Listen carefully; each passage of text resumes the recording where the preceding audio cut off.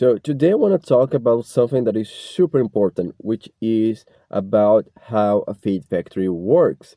So if you have a feed factory that produces fish feed or pet food, this message is for you. Yeah. So what I want to explain is that I do have a pet food and aqua feed extrusion course that can help a lot. So, what can you expect over here? It is a lot of real world knowledge. So, this is not just a theoretical course. So, I'm gonna expose situations and concepts that you can use to improve your process, to improve your factory, and get rid of the headaches that I know that you face every single day. So in this course, I'm gonna cover a lot about all the processes from receiving raw materials at your factory, and we're gonna go through all the other processes like dosing and mixing, grinding, extrusion, all the way to coating. And why this information is so relevant? And as you know, at the production floor, small mistakes, something that is really really small, a detail that can produce a massive loss. You can lose a lot. I mean, here I'm talking about downtime. I'm talking about losing capacity. I'm talking about generating rework and waste, and that's something that we need to avoid. And if you look at it, most of the time is because people really don't know what they are doing. And that's why I have created this course to help solving this type of issues that you have at your factory. So my goal with this course is quite simple. It's really to give the tools to help you to improve your operation, to reduce your headaches, to empower your team so your operators know what they are doing and know how to take the decisions that they need to take to give the best output at your production.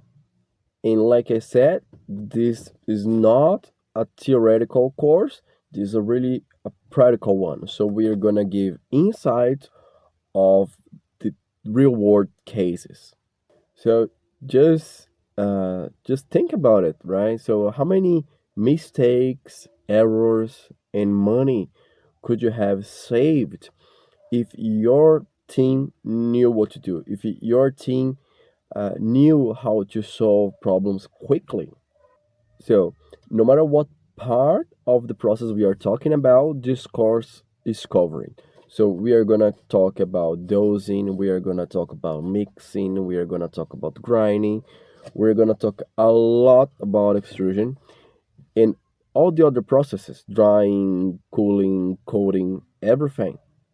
And we have a special module on extrusion, and this module has a lot. We're gonna go from the basics, just general concepts about extrusion, up to more detail and advanced stuff like problem solving, um, automation issues, and how to control your extruder in a better and faster way.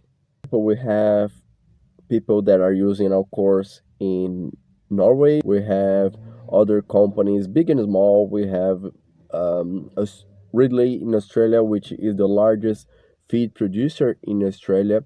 We have Inve Aqua, which is using our course in their operation in Thailand.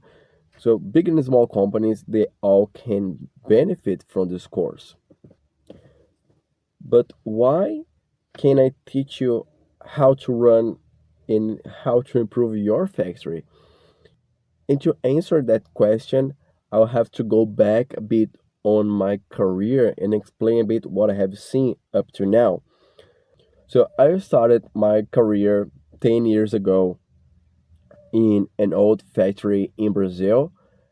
It was a very manual factory, a lot of operators, a lot of issues regarding process, regarding maintenance. Many cases we couldn't produce the product that we wanted. Many cases operators didn't know exactly what was going on, so they would try different strategies. Sometimes things would work, sometimes it didn't. Uh, and there was a lot of pressure. Sometimes would be very chaotic, you know. A lot of people around the extruder trying to make the extruder work. Many cases I will stay in the factory up late at night. It wasn't a good situation, you know. But after that, I moved to Norway to bigger company, and over there scenario was completely different. It was a very well automated factory. It was a highly automated factory. Everything was controlled. You know, I remember the first time that I arrived at the factory, and I was in shock because the operator would just stay inside the control room, just watching the screens. Everything was automated, and the extruder would basically run by itself.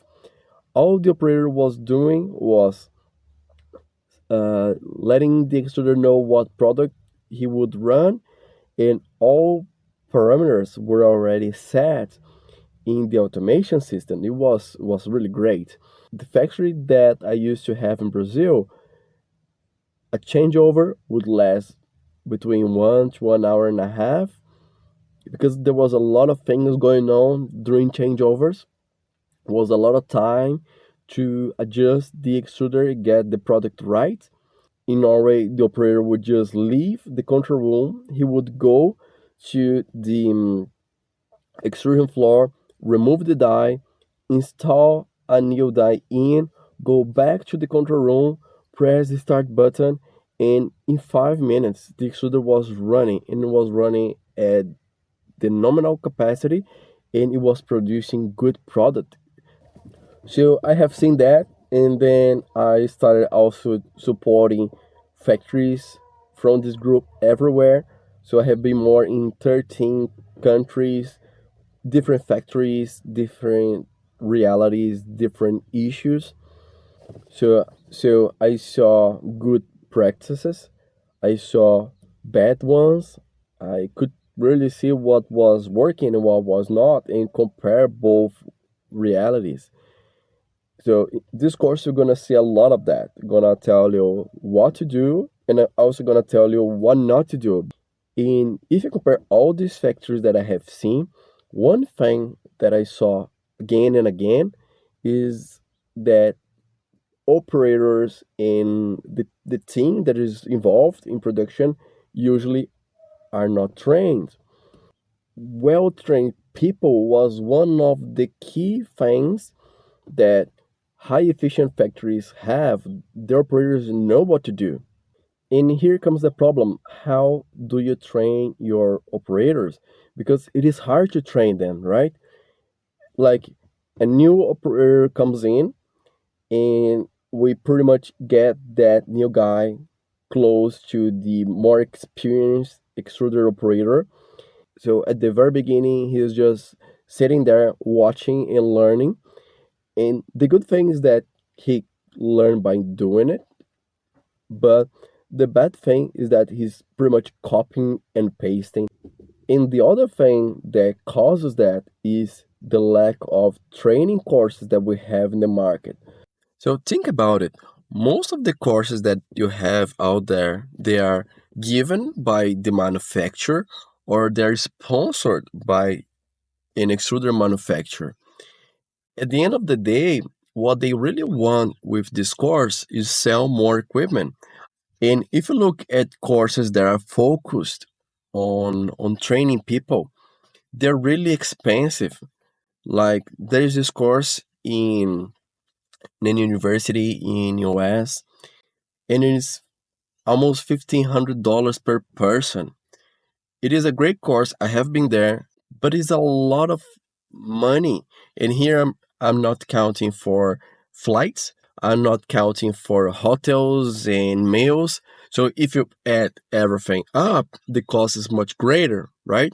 So it is just not practical to think that we can get a new operator or a new team leader and send to those type of courses.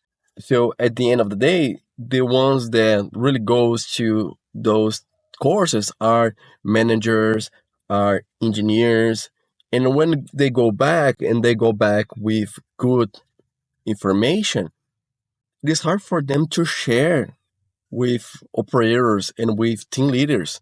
And that's another reason why I have created this course, because I saw this gap. And here, instead of charging $1,500, I can do this course online and reduce this cost a lot. I can offer for $150, which is much, much less. And you can share this course with everyone in your production team. So it doesn't matter if your operator and team leaders are in the first, second, or night shift. And in this course, you're gonna have 1 year of access. So a new guy comes in, you can sit him in front of a computer, you can train him. So when he goes to the extrusion floor, when he goes to the factory, he already knows what's happening. So is this course a hands-on course? Straight answer is no. This is online. But I made it with real factory cases. So I'm explaining why things are working and why things are not. So I'm going straight to the point in explaining to you how to solve your problems. So in fact, I have a module that is just on problems troubleshooting. So I'm explaining how to increase your extruder capacity, how to increase your product moisture, how the parameters that you use at your extruder affect your product, and how to make those parameters more stable, to get a stable production from the first bag to the last bag that you produce, and that will reduce the reward. So you see, there is a lot of real cases. For example, we're gonna talk about how the feeder screw works. If you have a volumetric system or a gravimetric system, by the way, most cases will be volumetric. It is simpler, but brings more variation. But I'm also gonna give tips on how to reduce those variations. So you need to maintain your live beam at constant level. Otherwise, you can have variations in your final product. I'm gonna explain why. I'm gonna talk about conditioner temperature and how to inject steam, how to inject water, how to inject oil or slurry in the conditioner, and how to see if that mixture of water, steam, and everything is good enough or not. We're gonna cover that. We're gonna cover about retention time inside your conditioner. So it needs to be at least 120 seconds just to guarantee that you have enough time to heat up your mesh, and that your mesh needs to leave the conditioner between 95 to 99 degrees, just to guarantee that you have a lot of gelatinization. Then we're gonna cover the extruder. We're gonna talk about many parameters. We're gonna talk about steam at the conditioner and how steam can affect expansion. So more steam, more expansion.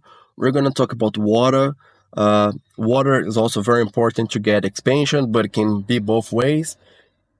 We can use a lot of water and saturate the dough so we hold expansion, or we can use less water and make the pellet expand more. So we need to find those balances, and we're gonna talk about how to find them. We're also gonna cover screw configuration. We're gonna talk about dies, and dies is something that we need to talk a lot about dies, because dies is what gives the shape of your product, and that is very important. So we're gonna cover that as well. And like I said, everything that I'm covering here, it comes from reward. It comes from my experience in more than 25 factories. It comes from courses, from the extrusion courses like the one that I mentioned. I have participated in that course. The course is great, but I'm gonna get that information and summarize that to you. So if you think that this makes sense to you, just click on the link below. You're gonna be sent to our website. Over there, you can watch a free class so you can see if that makes sense to you or not. If you think that this makes sense to you, I'll be more than happy to see you inside the course. Over there, we also gonna talk more. We can have discussions about what's happening inside your factory. So I also want to help you to improve your factory. I don't want to just share the information. The idea here is really exchange ideas, talk about concepts together so we can find what is the best solution for the issues that you have at your factory. So hope I can see you inside the course. See you later. Bye.